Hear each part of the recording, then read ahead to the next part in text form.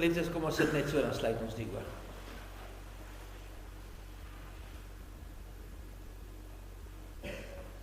Here, ons Here, hoe wonderlik is dit vir ons om vanaand weer as u gemeente in die huis te vergader.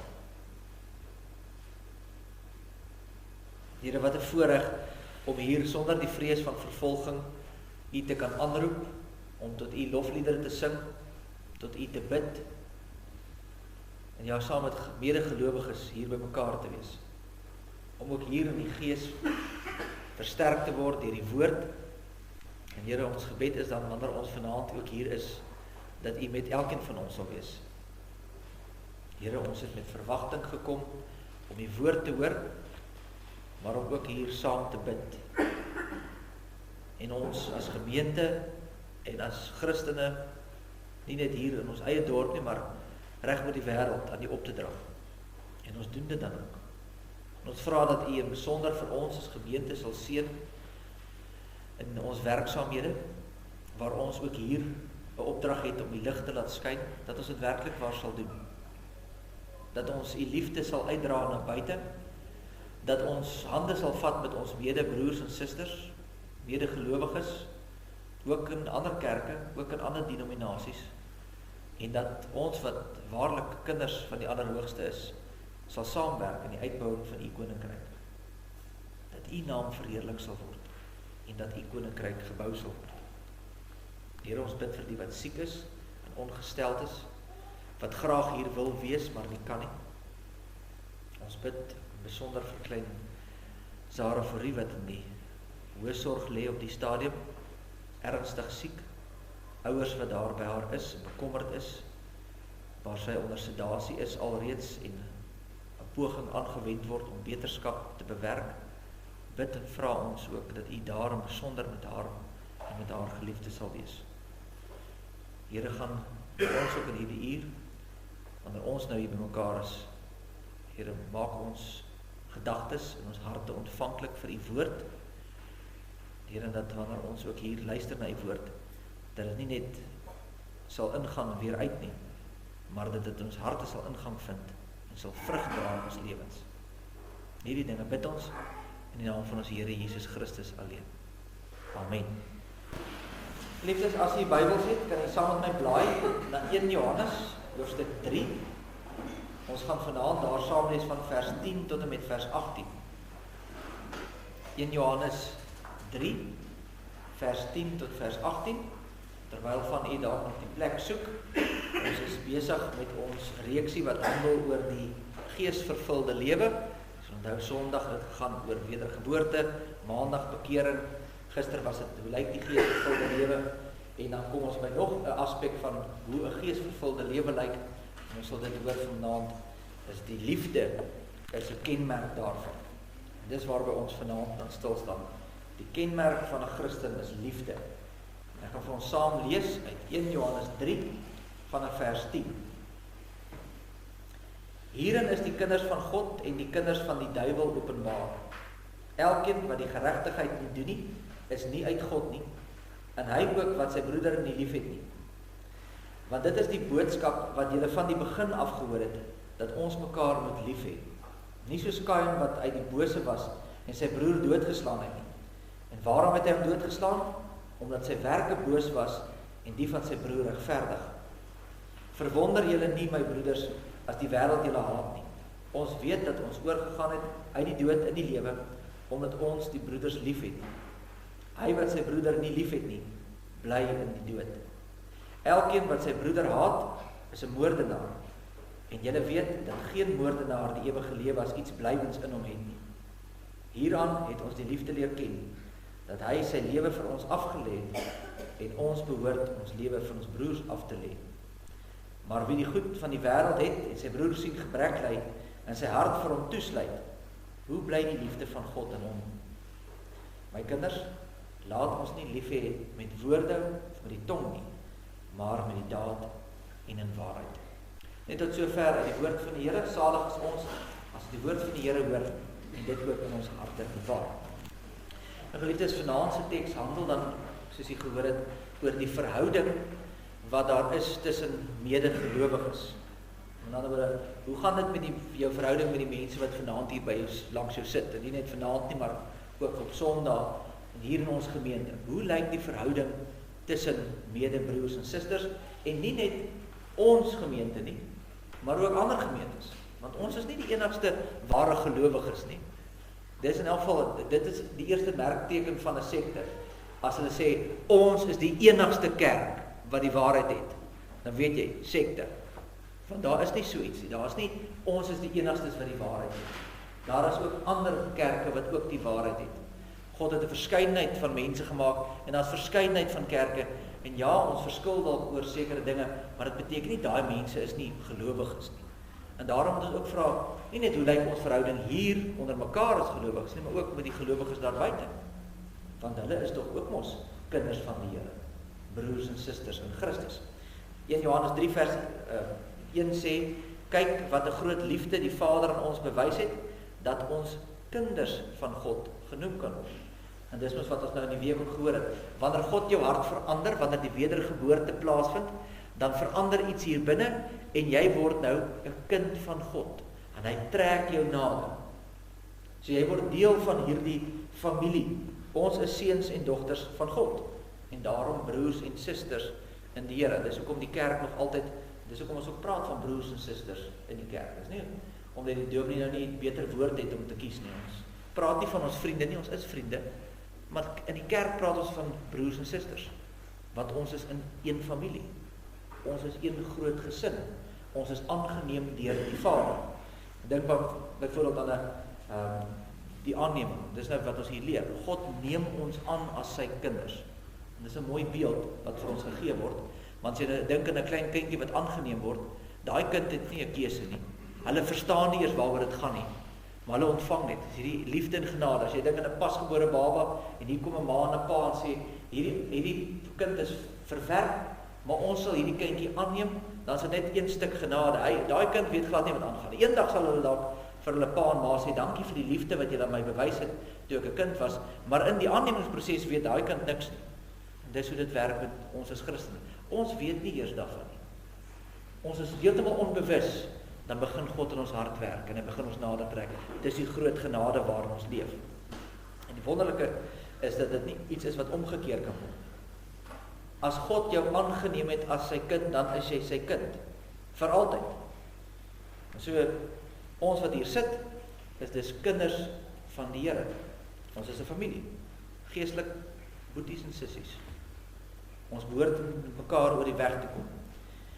In ons teksgedeelte kom wys dan vir ons, hoe werk dit nou binne hierdie gesin? As ons dan nou sê, ja, ons is nou hierdie gesin, die Vader is ons Vader, en ons is familie, ons is broers en susters, en sê hy, hoe behoort dit dan hier te lyk? En in ons teks sien ons dan 3 dinge wat ek graag vir wil uitwys, waarby ons vanaand gaan stilstaan. Die eerste is dat alle mense is in 'n geestelike familie.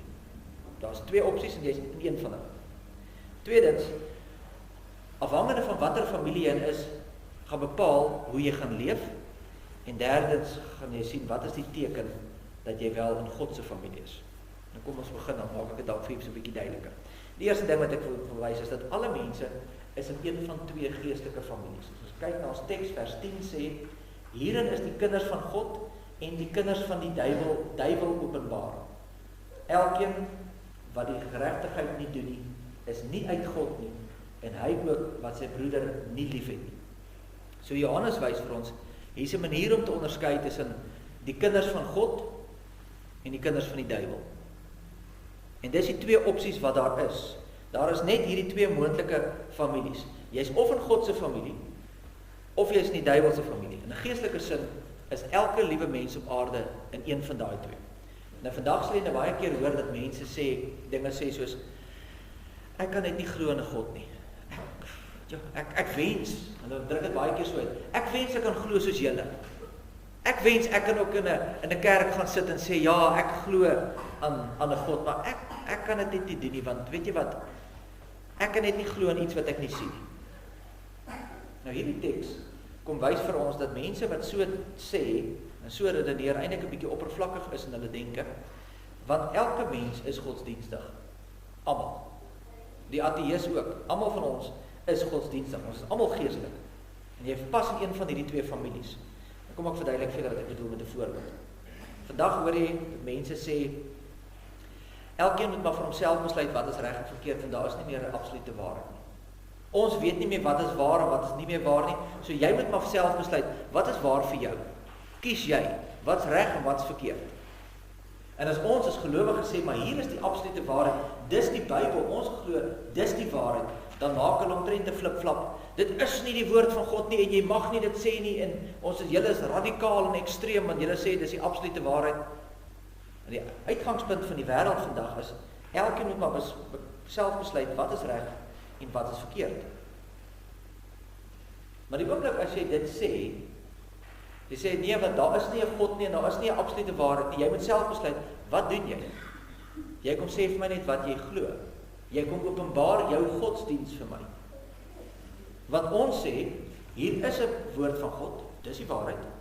En die waarheid is, ons het standaarde waarvolgens ons moet leef. En eendag sal daar 'n oordeelsdag kom, en dan gaan die bokke en die skape geskei word, en daar is 'n hemel en 'n hel, en dis hoe dit gaan wees. Die ongelowige sê, nee, dit is nie so nie. Daar is nie 'n oordeelsdag. Daar is nie 'n regter nie, en daar gaan ook nie iets gebeur eendag nie. As jy dood gaan, as jy dood. Maar hulle kan dit nie bewys nie, kan hulle? Hoe kan hulle dit bewys? Hulle kan nie.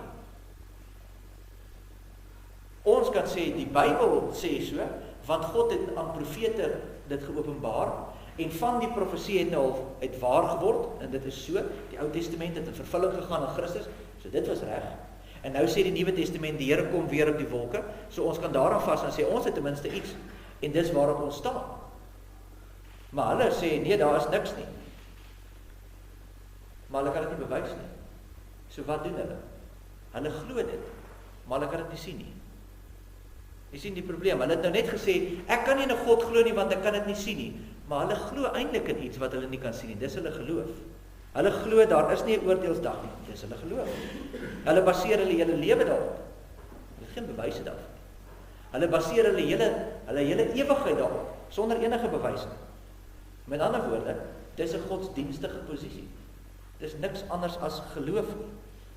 En nou kom sê hulle vir ons, ja, ek kan nie soos julle glo aan 'n God nie, want ek kan nie God sien nie. Maar hulle glo in elk geval ook aan dinge wat hulle nie kan sien of bewys nie. So geen mens kan sê, ek glo nie, want almal glo aan iets. Alle mense is godsdienstig. En alle mense val geestelik in een van twee families. Of jy is nie familie van God, of jy is nie familie van die duiwel. Dit is so maklik soos dit. Jy gaan of glo, dat jy word gelei deur God, of jy gaan glo, ek lei myself. Ek doen soos wat ek wil, ek leef soos wat ek wil. En dan sê jy, nou daarom dink ek 'n bietjie, wie is die eerste skepsel wat dit gedoen het? Wie is die eerste skepsel wat gesê het, ek sal my nie deur God laat lei nie, ek maak wat ek wil? Dis die duiwel. Hy is die eerste wat gerebelleer het teen God. En almal wat dan daarna soos hy leef eintlik maar net die voorbeeld van hulle vader. Die duiwel is hulle vader. En daarom, elke mens is in een van hierdie twee moontlike families. Of jy doen wat God sê, of jy doen wat jy self sê, maar dit is eintlik maar niks anders as die duiwel nie. Almal is in een van hierdie twee. So wat ons as mens moet ons self afvra, watter familie is ons? Want die Bybel leer, daar is net hierdie twee opsies. Die tweede ding wat ons hier sien, is dat wanneer jy besef dat jy in 'n familie is, aan watter kant ook al, gaan dit bepaal hoe jy leef. Dit gaan amper die momentum wees waarmee jy gaan leef. Amper soos as jy dink aan die gimnaste, hulle het daai klein springplankies wat hulle gebruik om so 'n bietjie momentum te gee. Die oomblik as jy besef, maar ek is in hierdie familie, dan spring ek na daai kant toe, of ek gaan daai kant toe. Dit is die ding wat my gaan stuur, hang af wie is my vader. Nou, kom ek verduidelik dit so, as jy gaan kyk na al die gelowe reg oor die wêreld, almal van hulle, dis nou die voorvadergeeste, die moslems, die boeddhiste, die hindoes, noem dit nou maar op. Almal in hierdie wêreld het min of meer dieselfde reëls. Gaan kyk na almal. Hulle almal sê, wees ordentlik teenoor die ouer mense. Met ander woorde, eer jou vader en die moeder. Almal sê, moenie mense doodmaak nie, lewe is belangrik. Almal sê, wees goed en eerlik. Moenie steel nie, moenie lieg nie. Dis 'n algemene ding wat omtrent in al die verskillende gelowe in die wêreld is. Die vraag is net, hoekom doen mense dit? Hoekom doen die boeddhiste dit? Hoekom doen die voorvaderaanbidders dit? Hoekom doen die hindoes dit? Hoekom volg hulle hierdie reëls na? En al die gelowe reg oor die wêreld sê, hulle doen dit sodat hulle dit kan word wat hulle wil wees. Met ander woorde, ek doen hierdie goed sodat ek ook eendag in die hemel kan kom, of sodat ek ook eendag deel van die voorvaders kan word, of sodat ek ook eendag in die hemel beloon kan word. Ek moet hierdie goed doen, dan gaan ek nou dit en dat kry. Dis net die Christendom wat sê, wat leer, jy doen wat God van jou vra, omdat jy alreeds is wat jy moet wees. Jy's reeds kind van God. Jy's reeds gered. Die sonde is reeds afgewas deur die bloed van Jesus Christus. En omdat ek alreeds 'n kind van God is, doen ek hierdie dinge wat God van my vra. Nie omdat ek gered wil word nie. Is mos klaar gered. Christus het mos klaar in die kruis gesterf. Ek doen dit omdat ek dankbaar is vir die verlossing wat ek reeds het. Nêrens sê die Bybel dat doen net wat God sê en moenie vra. As hulle vir die apostels gaan kyk, die mense vir hulle sê, maar hoekom moet ons hierdie goed doen? Dan sê hulle nie, bly stil, sit net en doen wat ek sê, ek is die baas nie. Wat is die rede, hoekom moet mense goeie werke doen? Hoekom sê hulle, hoekom gaan julle doen wat julle doen? Want julle is verlos en julle is kinders van Christus. Dis hoekom jy doen wat jy doen. Dis hoekom jy anders lewe as die wêreld. Christus het na hierdie wêreld gekom, omdat hy die enigste een is wat ons kan red. Ons situasie was so pateties, dat God sy seun moes stuur, om vir ons sondes te betaal, en hy doen dit in liefde, en ons word gered, nie deur ons werke nie, maar deur sy genade. En nou gebeur het, dat, kyk, die heidene verwerp dit in elk geval, hulle leef soos hulle wil, hulle het hulle eie gode, maar selfs binne die kerk, weet ons soms hierdie foute wat ons maak, en dit is dat ons soms met die waarheid leef, maar nie genade nie, of ons het net genade en nie waarheid nie. En wat bedoel ek daarmee? Die mense wat die waarheid het, maar nie genade nie, is die mense wat hulle self in die hemel wil inwerk. Ek hoor die waarheid, as reëls, as regulasies, en nou moet ek seker al hierdie goed doen, sodat ek gered kan word. Hulle vergeet van die genade. So hulle probeer hulle self in die hemel inwerk. Ek hou die wet, ek doen dit, en ek doen dat, en daarom moet God my beloon. Dan het jy by die waarheid, maar jy vergeet die genade. En ander keer, wat ons baie keer die fout maak, is ons dit weer baie genade en niks waarheid nie. Bedoelende, ek kan nou maar leef soos ek wil, want God sal my mos nou vergewe. Ek vergeet die waarheid van die skrif, en dat daar ook 'n opdrag is om op 'n sekere manier te leef, want ag wat die Here is mos liefde, hy gaan ons almal hemel toe vat eendag. En dis die fout wat ons maak. In beide hierdie gevalle is mense eintlik maar besig om eintlik hulle self, hulle eie God te wil wees, want hulle probeer lewe soos hulle wil. En die evangelie boodskap is baie duidelik. Christus het jou reeds verlos. Christus het reeds die prys betaal. En jy leef nou net uit dankbaarheid, omdat jy alreeds kind van die Here is, omdat jy seuns en dogters, ons seuns en dogters van die Allerhoogste is. As ek dus tot die besef kom, dat ek kind van God is, nie uit my eie werke, nie deur genade, dan verander dit my hart. En dis die momentum wat my laat dinge doen. En dis hoekom ek sê, dit hang af wie jou vader is, gaan bepaal wat se dinge jy doen. As God jou vader is, en jy besef die genade wat jy in leef, dan doen jy goeie werke, omdat jy dankbaar is. Want God het aan my genade bewys. As die duiwel jou vader is, dan doen jy wat jy wil. Want ek is my eie baas. Jy dink jy is jou eie baas, maar jy aanbid eintlik maar die duiwel. En dis die twee opsies wat daar is. Nou die laaste vraag dan is, hoe weet jy of jy deel van God se familie is? En die antwoord is liefde. Ons sien dit in vers 11 en vers 16, ek lees dit weer vir ons. Want dit is die boodskap wat julle van die begin af gehoor het, dat ons mekaar moet lief hê. Vers 16, hieraan het ons die liefde leer ken, dat hy sy lewe vir ons afgelê het, en ons behoort ons lewe vir ons broeders af te lê. Nou hier in vers 11 sê hy 'n interessante ding, hy sê, dis die boodskap wat julle van die begin af gehoor het. Nou wat bedoel hy daarmee? Die boodskap wat julle van die begin af gehoor het. Kom ek verduidelik dit so, hoekom?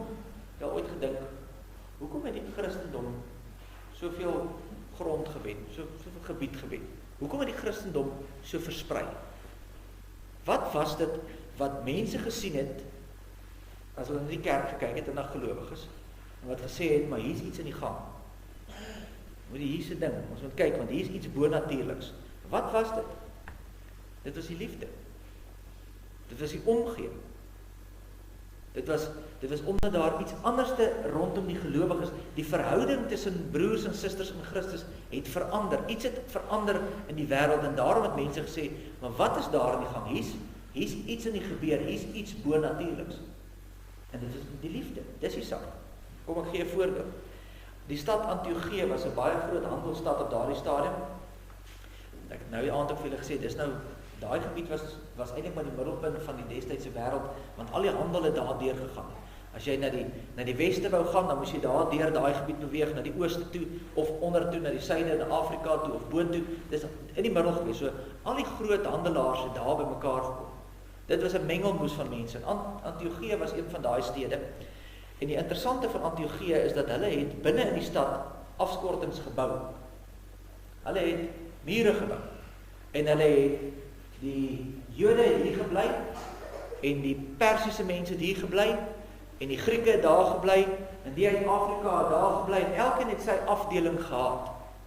Want hulle het oor die jare agtergekom, weet jy wat, kulture werk nie altyd lekker saam as hulle almal deur mekaar gegooi word. Want party van die kulture hou daarvan op 'n Vrydagmiddag 'n vuurtjie aan te steek en rustig te braai en te luister na die voëlgeluide.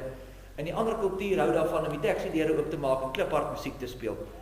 En dis albei kante reg, dis jou kultuur en jy kan dit doen, dis reg. Maar die twee kom nie lekker by mekaar nie. Ons kan nie langs mekaar sit en voeltjies luister en na die musiek luister nie. En daarom het hulle besluit, kom ons bou die mure tussenin en ons hou dit so, dan kan almal oor die weg kom. En dit is so, dit was al toentertyd het hulle dit gedoen en hulle het hierdie verdeling gehad. En toe kom daar gelowiges van Sirene af en hulle gaan na Antiochië en hulle begin die woord verkondig. En toe gebeur die interessante ding dat oor die mure se grense begin mense hande vat en saamwerk. En ewe skielik, alhoewel hulle nog in hulle gebiede gebly het, het ons hande gevat en ons het begin saamwerk vir die saak van die Here. Soveel so dat hulle vir Barnabas van Jerusalem afstuur en sê, gaan kyk wat daar aangaan, is dit regtig so? Is dit wat gebeur het in Antiochië?